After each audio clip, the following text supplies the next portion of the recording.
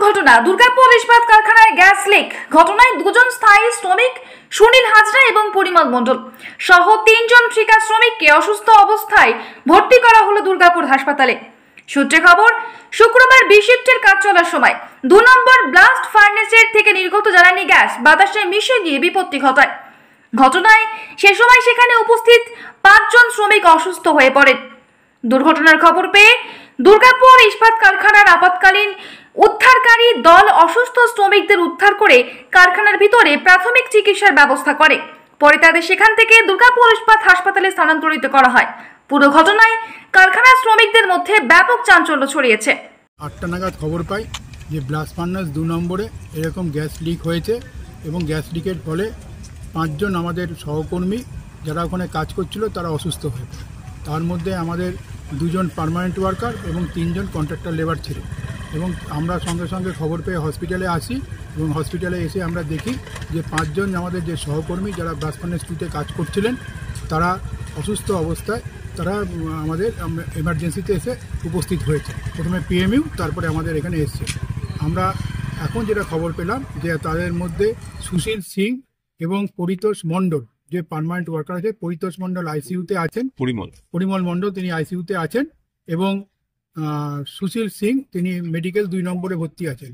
আর 3 জন যে আমাদের contractor labour আছেন তাদের মধ্যে বিকাশ কাবাডি তিনি তাকে এইমাত্র এমার্জেন্সি থেকে আইসিইউ বার্ন ইউনিটি থেকে ট্রান্সফার করানো হলো, তিনি ওখানে আছেন। এবং আরেকজন আমাদের যিনি আছেন সহকর্মী কন্ট্রাক্টর লেবার তিনি টোটন খাওয়াস তিনি এমার্জেন্সিতে আপাতত আছেন, তাকেও আইসিইউতে নেওয়া হচ্ছে।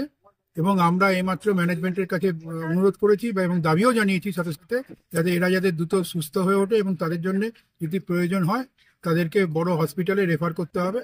এবং আমরা বলে আসলাম যে যাদের অবস্থা একটুখানি সঙ্গীন মনে হয় তাদেরকে মিশন হসপিটাল বা আশেপাশে যে বড় হসপিটাল আছে সেখানে রেফার করানো হোক।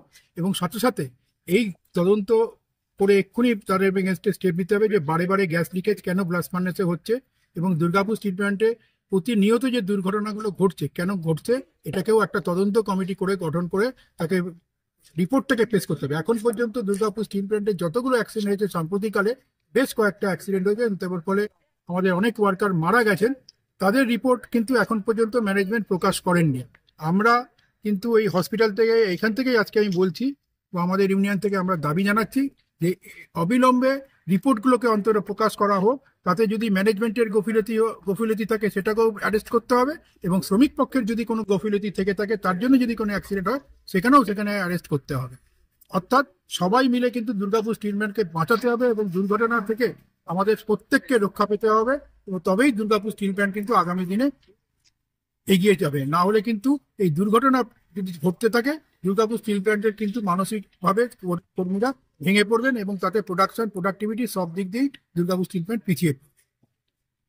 আপাতত এই 5 জন হাসপাতালে ভর্তি, আপাতত 5 জন হসপিটালে ভর্তি আছে, তার মধ্যে 3 জন আইসিইউতে আছেন। এবং আমরা বলেছি যদি তাদের মধ্যে কারোর অবস্থা সিরিয়াস হয়ে থাকে তাদেরকে যেন ইমিডিয়েট কোনো বড় হসপিটালে রেফার করা হয়। Bureau report, the e-paper digital. DSMS, a premier management college in Durgapur. Admission open for hotel management, hospital management, tourism management, BBA, BCA and nursing. Excellent training and placement assistance. Join now. DSMS, gateway to success.